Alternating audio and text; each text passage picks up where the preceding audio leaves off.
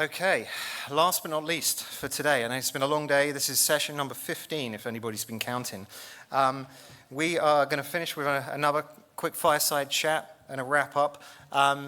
We've talked a lot about AI, omnichannel, patient experiences and so on. Obviously, right at the end here now, we're going to have a fireside chat with Naimul Huq, who's the CEO of Doctor Studios, and Usama Syed, who's a board-certified dermatologist. So we've got physician agency discussion here around leveraging the attention economy to build doctor-patient relationships. This is a great topic, nice way to end the day on before we head next door and crack open some bottles of wine for anybody that's into that. I'm going to keep my comments quick, and I'd like to obviously please join me in welcoming Naimul and Usama as our final fireside chat speakers this afternoon before we break for the end of the day. Thank you. All right. Thank you, Simon, for that very warm introduction. I think it's getting cooler in here, though. I think so. I was going to say welcome to our fireside chat, and the fire is all around us, but I'm feeling a little bit chilly now. I think it's actually working. I had all these temperature-related puns ready to go. I'm in the hot seat, and I'm a little hot under the collar. I'm going to put light a fire under all of you.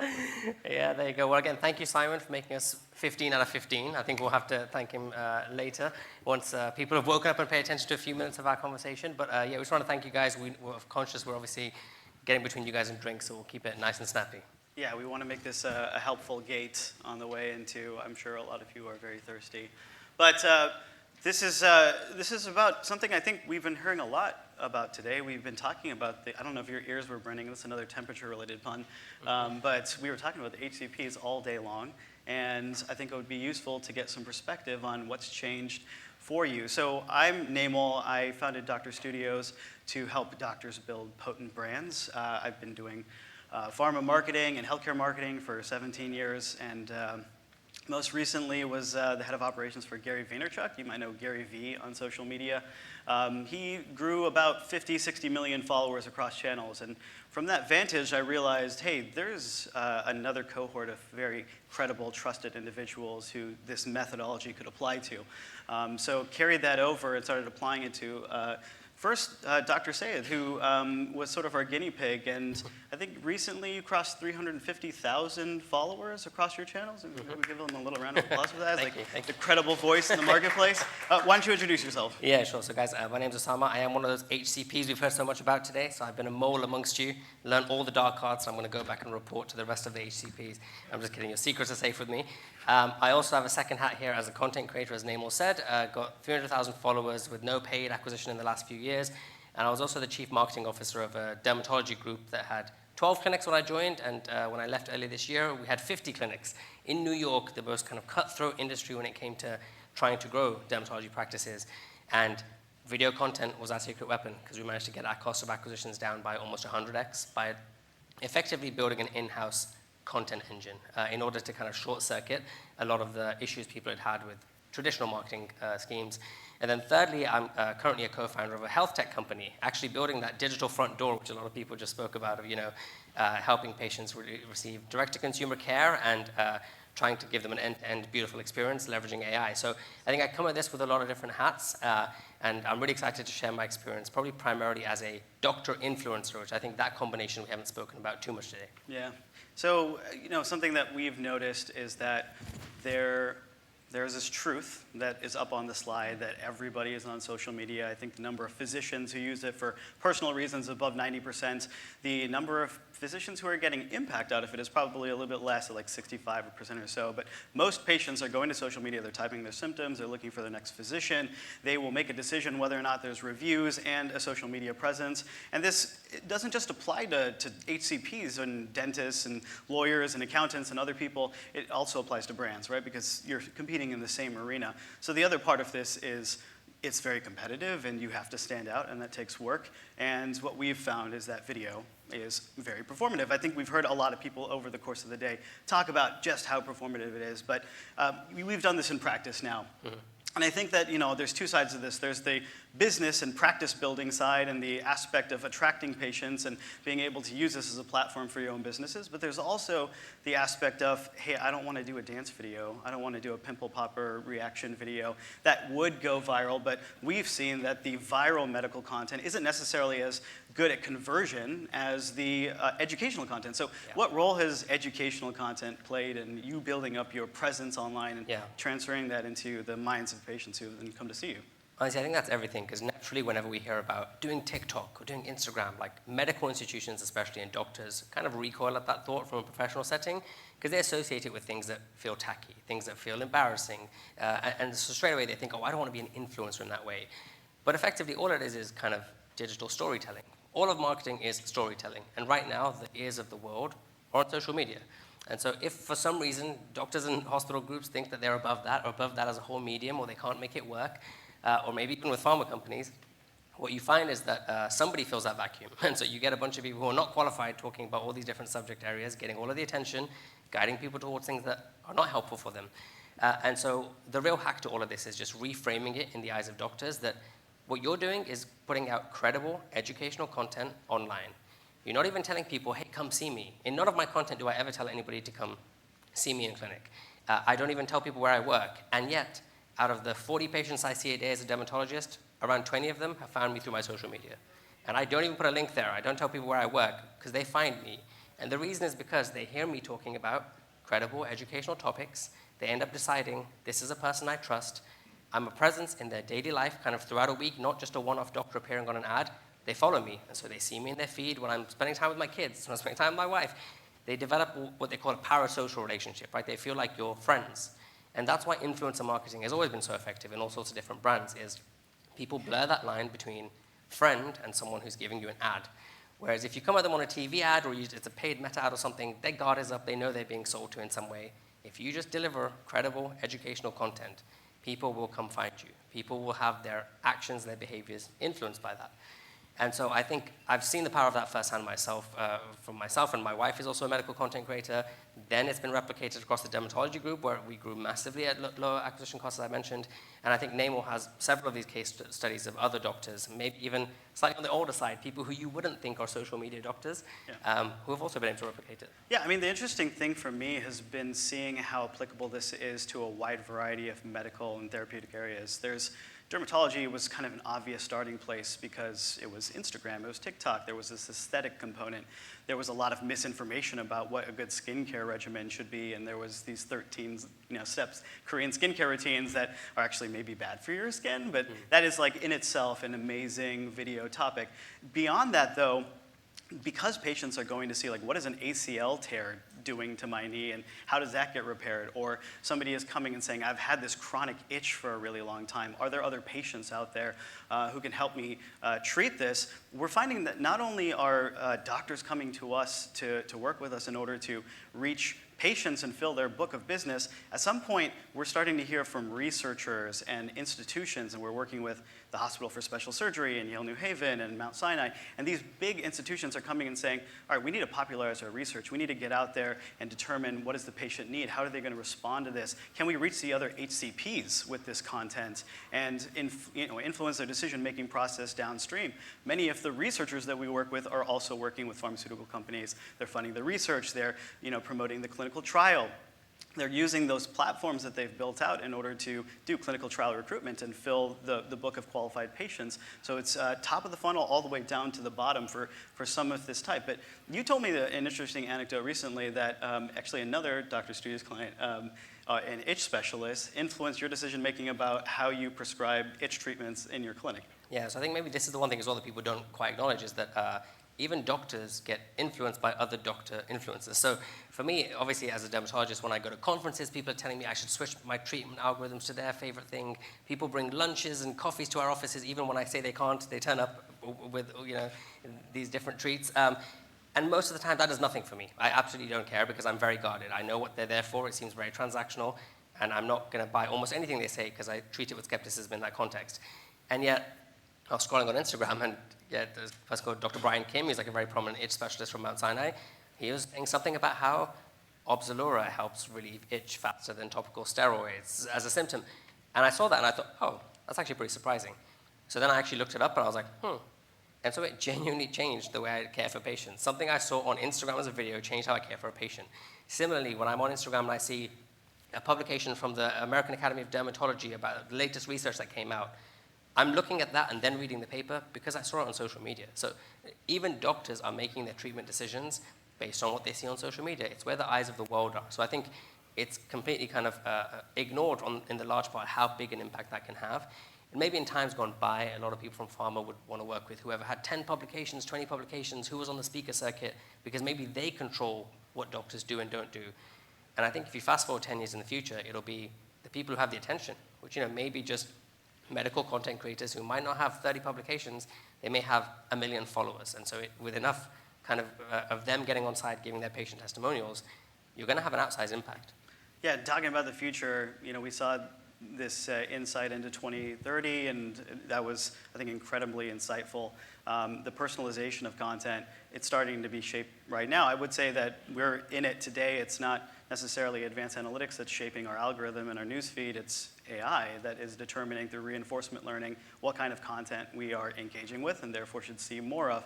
And so if you are able to put an offer in front of a patient or another healthcare provider, that might be through the course of working with a pharmaceutical company in order to put out a paid ad. But over the relationship, the parasocial development that happens because this person is consistently talking about their relationship with patients and building their practice and the lessons they've learned and the things that they're finding in their research, they're able to have much more depth and credibility with multiple parties. And so something that we're starting to hear a lot from pharmaceutical companies and other entities, especially patient advocacy foundations, is what can we be doing to better work with physicians in order to help build them up into digital opinion leaders? Because in the long tail of doctors that are out there, we hear, I can't find a nephrologist on Instagram. I can't find these entities who are credible spokespeople for something that I'm doing exclusively. And so they're going, to broader,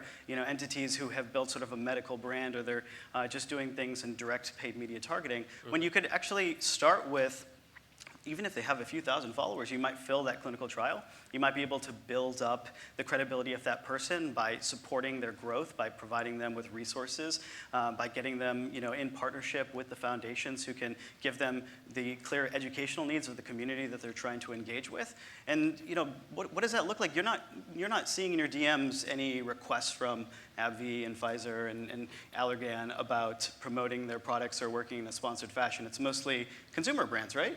Yeah, I mean, it's very telling. I think I probably get maybe 10 to 15 emails a day about different brands wanting to collaborate. It'll be red light face masks and hair helmets and, creams, all the skincare products you can think of. And yet there'll be none specifically from a pharma audience. And that's not me advocating for it. I'm far too expensive. No, I'm joking. But there are many people out there. And the point is, I think pharma people just maybe have shut off that as an option. And I know what a lot of you are probably thinking is, sweet, naive doctors, not realizing how much yellow tape that we have to get through, how many restrictions there are, et cetera, et cetera. There's a way to make it work. Like, if you need to do the paid sponsorship disclosures, which you obviously have to do for all collaborations, doctors do that all the time, influencers do that all the time. If a crypto company and a fintech company and everyone else can somehow be the right side of their legislation, that also get them put in jail if they get it wrong, so can pharma companies, right? There's ways to do this where you just get a credible storyteller. And again, you may not actually be able to find someone who is a content creator, but if your key opinion leaders who you already don't work with, who are already trying to recruit for your trials, tell them, by the way, you could easily make some content. It's not that difficult. The part that's hard for us doctors is doing it yourself is extremely time consuming. So truthfully, again, if I wasn't working with an agency, it would be hard for me. But if you can tell them that things like that exist or nudge them in those directions, 2 hours, once a month, film content, be told exactly kind of the genres to cover, make sure it's compliant, and then the team can handle editing, posting, scheduling, et cetera, and work with your kind of in-house teams.